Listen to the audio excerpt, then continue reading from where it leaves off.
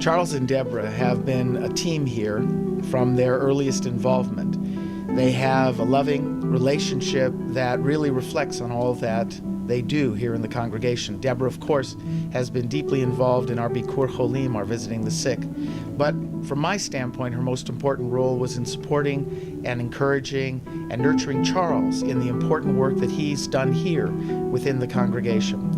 Charles came forward at a crucial time, a moment when this congregation really was at the crossroads, whether it would continue to be bogged down by all the debts that we had occurred in the past, or whether we would take care of that and begin to build a solid future for the future generations of this congregation. And it was Charles who came forward, who took the reins of leadership in the Burn the Mortgage campaign, who guided it, who nurtured it, who made it successful, and then who made sure that we paid the mortgage, that we instituted the financial concepts that so much guide us now and allowed us to move toward stability, and not only that, but toward growth and development.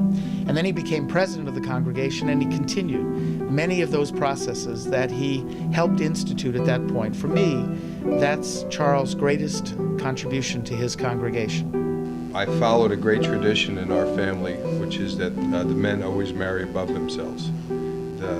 So I've been very blessed. I've got the 3 children, got Deborah, had my mom, I had my aunt, I had my uncle, had my father for a short period of time. And last year she had her bat mitzvah. She had that responsibility. I remember her coming home all the time, chanting her prayers, asking me for help. Yeah, the one that was always the strong one is coming to me for help. Temple Beth Sholom for me has been my second family, and our family's second family. This is their second home, basically. We've lived here for 15 years. Almost every day we're here. I remember we used to do flowers for the hospital people. Yeah, my mom was very involved with the flowers in the hospital. She'd come home with like 20 vases and flowers, and then Hannah would go with her to deliver them. And of Debbie, the Bible tells us that she was a great leader, an activist in her time, but she was also an Aim B'Yisrael, a mother in Israel, a Jewish mother. I think that I see in Charlie a lot of his mother, that humor, that wit, that irreverence, the wisdom, the genuine caring. And those are the qualities that Charlie has, and certainly in Debbie equally has those qualities.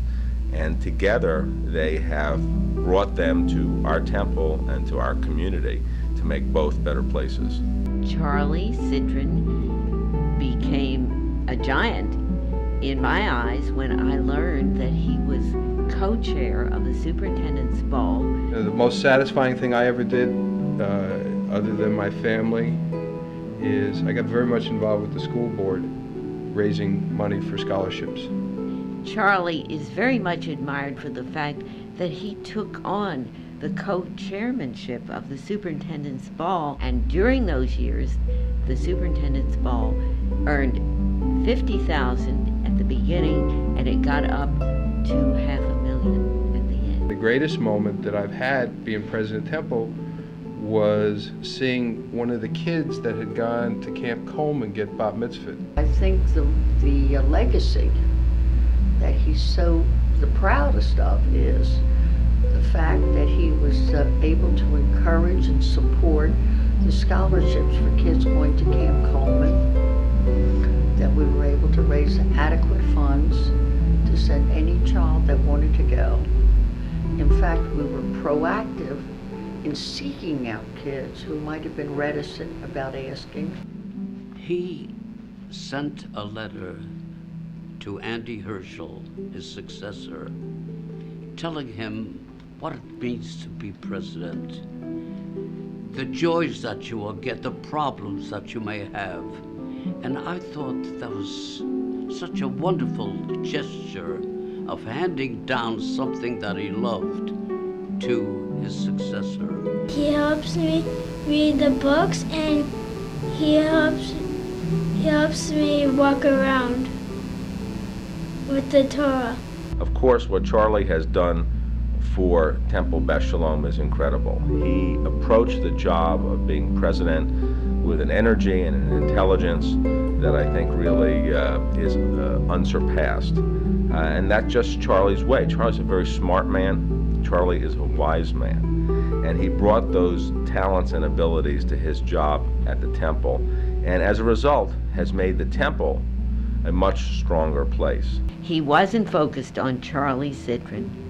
He was focused on the needs of the public school system, and the public school system is worth supporting, and so many people don't realize it. The same expertise that he used for the fundraising for the ball, he used when the Temple Beth Sholom, which was where his heart is, needed a fundraiser who Charlie knew how to do it.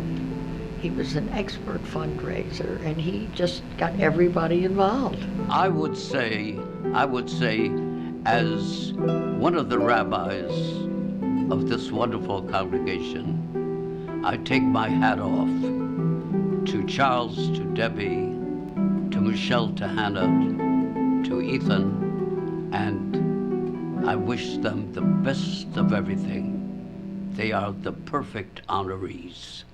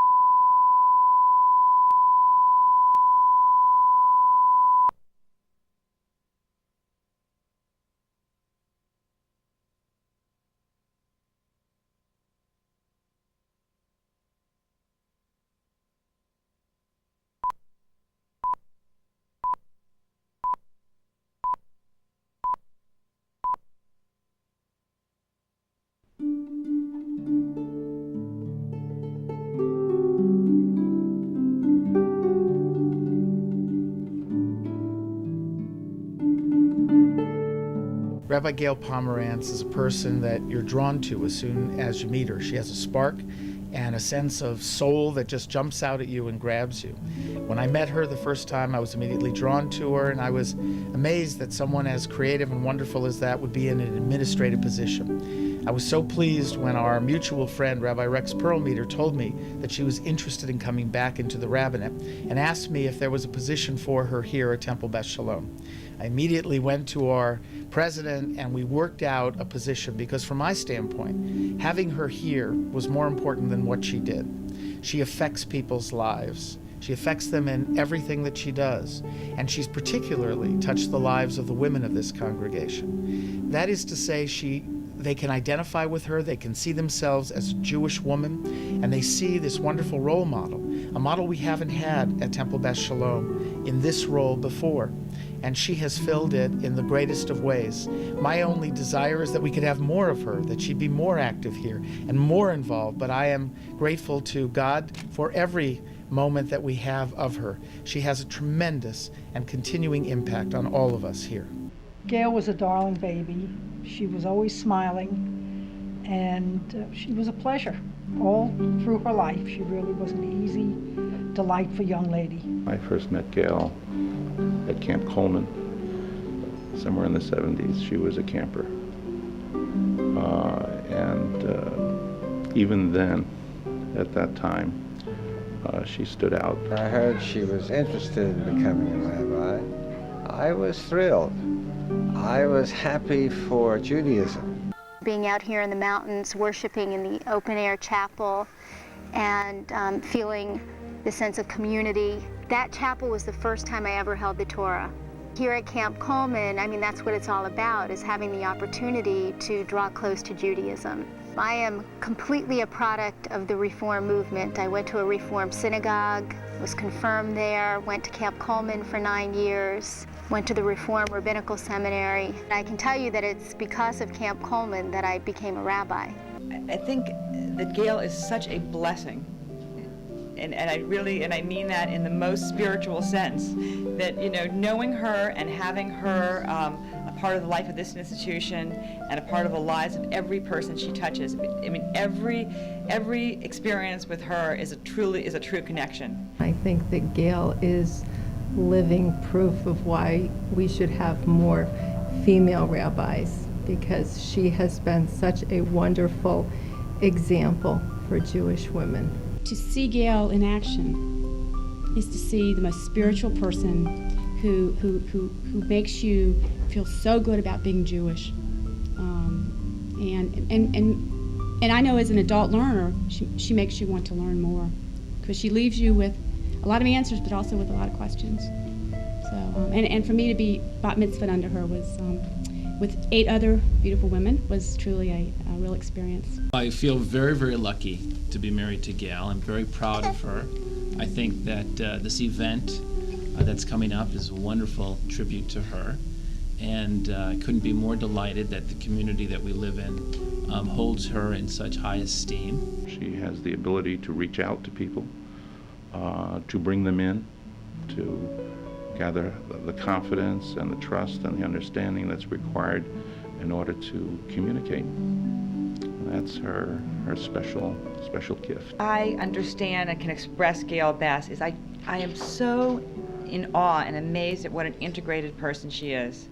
That she, in her role as rabbi, as woman, as mother, as friend, as wife, those are all completely integrated roles at all times. And so whenever you're speaking with her, whenever you're connecting with her, you're connecting with all those pieces of her all the time. And she's so incredibly comfortable having all those pieces be her at all times. So she'll be on the pulpit giving a sermon, and one of her daughters will run up to her, and she'll have one daughter on a hip, and she'll continue with her sermon. So many of our friendships and so much of the part of living here on Miami Beach is really made so much nicer for us because Gayle's such a part of the community and so well loved by the community that we live in. To know Gayle is to love her. It's as simple as those few words. She's a walking, talking mitzvah project. It's wonderful to have Gayle be honored. We're very proud of her. We've always been very proud of her. She was in love with Judaism. She's a tremendous wife and a wonderful partner in life, and she's an absolutely phenomenal mother. Every time I hear her speak, I have to wear a shirt a size larger because my chest expands. And I want her to know how blessed we feel that she's here.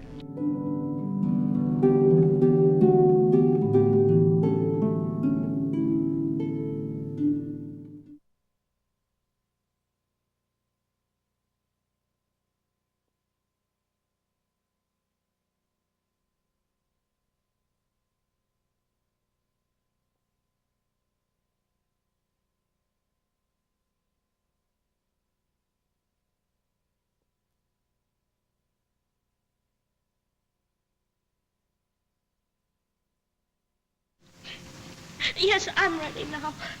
Then close your eyes and tap your heels together 3 times. And think to yourself, there's no place like home. There's no place like home.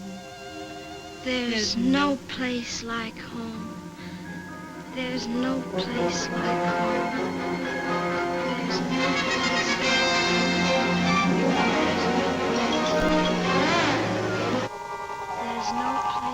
My father talks about it very often, about how my grandfather was like the godfather. He was responsible for his entire extended family, and he opened those doors through the Royal Palm to everybody he could. I don't remember if my dad ever thought about getting paid for what he did. In other words, part of his life was to give of himself. My mother also realized that that's what he was doing and encouraged it. But then when I met Carol, in a sense, Joe was the head of a large family, the Harrises, the Osherovs, the Nevilles, people who are still here in this community. And I think that not in every good sense, he was the godfather of that family. It's very exciting to see, I'll call it the chip off the old block, but not my block. It's Joe Rose's block. Well, and I think all of that is important. The kids are civically involved doing different things, and yet they all come back to home, because home is where the heart is, and that's really and truly where they feel most comfortable. They're always in touch with us. The entire family is always in touch with each other. I think the essence of my being here tonight is due to the family support that I've had over this last year. And I can't pay greater tribute to my family without mentioning their love and support. I think there isn't a day that I don't wake up and say I'm thankful for our health. And we've all had brushes one way or another. And with all the things you look at, the one thing that you want to have is your health, and I'm most thankful for that, for all of the members of our family. And all the other things come along secondarily. And I owe what I am today to that wonderful lady, so old and gray, to that wonderful Yiddish mama, mama.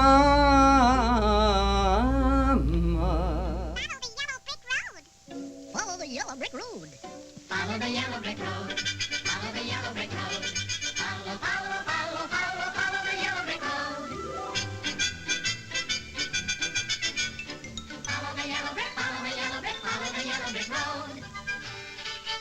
I was the first Unger to come to Beth Sholom. And she's very proud of that. You walk into this synagogue and it's like you were here yesterday, no matter when you come. The same friendly faces are there, people want to know what's going on. It's that kind of an institution. A place that both of us, I think, associate with being together with our family. Temple is, it's, when I walk into the temple and I sit there, a calm comes over me that I feel nowhere else. And it's a wonderful feeling. I feel like I belong. I reestablished coming to the temple, and now I'm teaching Saturday school here, and it just gives you the feeling of community. People know you here, they see you around Miami Beach, and they're like, oh yes, you're the teacher in temple, and they know me from here. So I think it's really just established like a second home. The temple has meant so much to our immediate family. It really was our children's second home.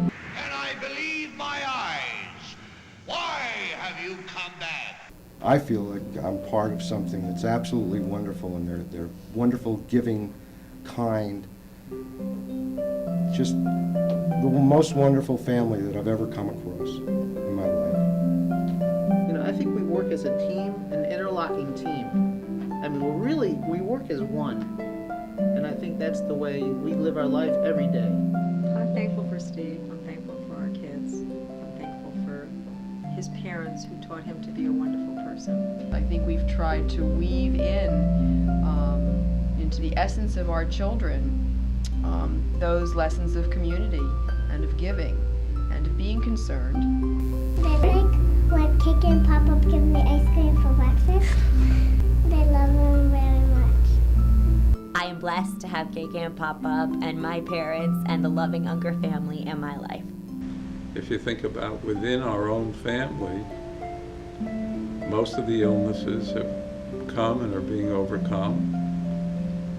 And we've been very happy with the way our children and our grandchildren have turned out. To be able to come to an event like this and be honored in this fashion is beyond the entire Unger family's wildest dreams. You're off to see the wizard, the wonderful Wizard of Oz.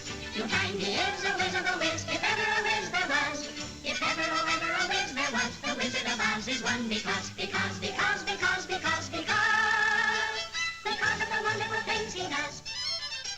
When I think of the Unger family, I can think about them as individuals, but I can also think about them as a family, and that's somewhat rare. There are threads that bind all of the Ungers together, at least in my mind, in my dealings with them. I know them as individuals, I respect them and care about them as individuals, but there's something about them as well that seems to be a cohesive element as a family.